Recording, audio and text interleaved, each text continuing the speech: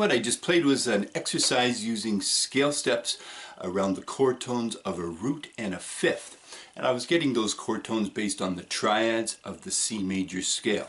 And if you like the sound of this and you'd like to learn how to play this as well as make your own exercises, keep watching and I'll show you how to do that. So this is the 6th video I've done on this idea, and the next set of videos is going to be how we can take some of these ideas and start to improvise and make up our own lines. And there were 3 things in common that all the videos had. One is that we played diatonically. We didn't use any notes outside of the major scale. In our case, we were using the C major scale, and again, we're just playing diatonically. And secondly, we were using the triads of the C major scale.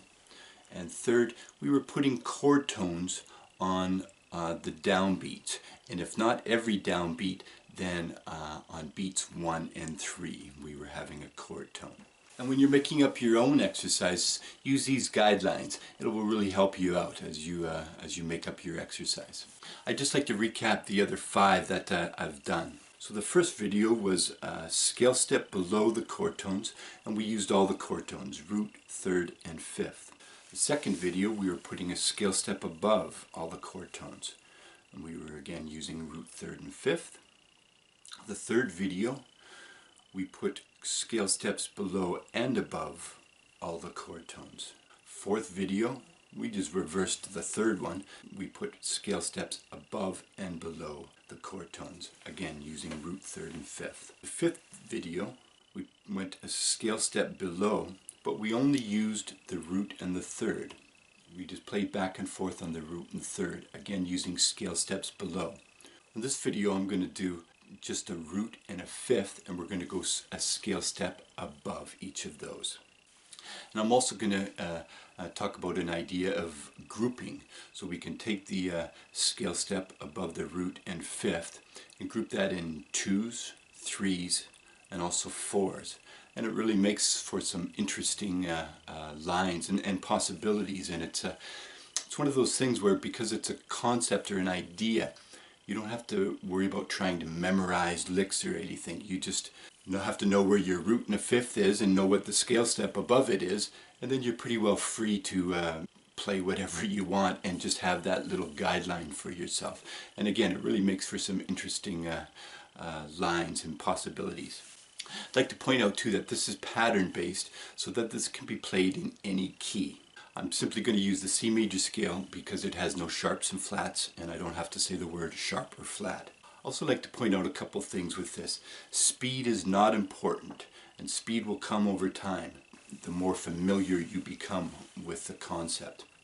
The important thing is understanding the concept and where your root and fifth and a scale knowing those scale steps above those chord tones, depending on which triad you're using.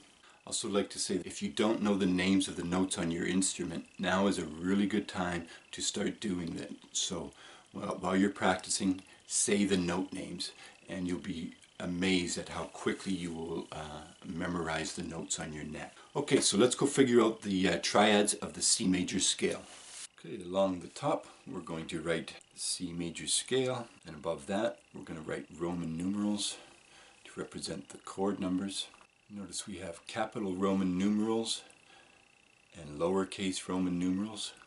Capitals represent major and lowercase represent minor. Notice that 1, 4, and 5 are major, 2, 3, 6 are minor, with the exception of the 7th.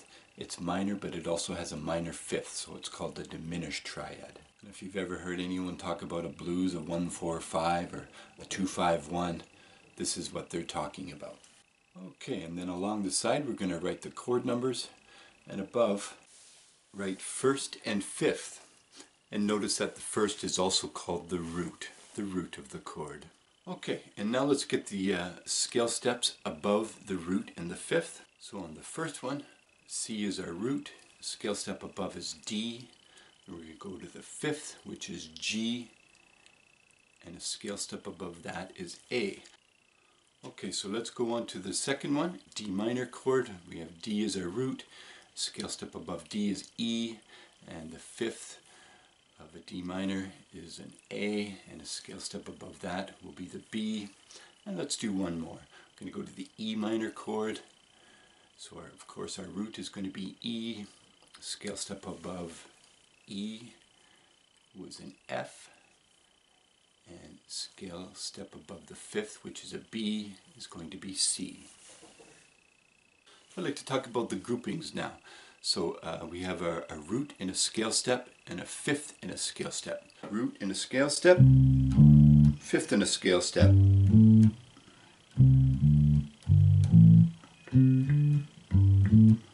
Now a grouping of three will be root, scale step, root, fifth, scale step, fifth.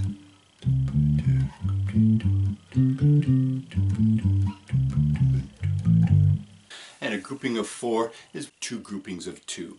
So we'll just stay on either the root or fifth for two groupings of two. And we'll call that grouping of four. So it'll be like...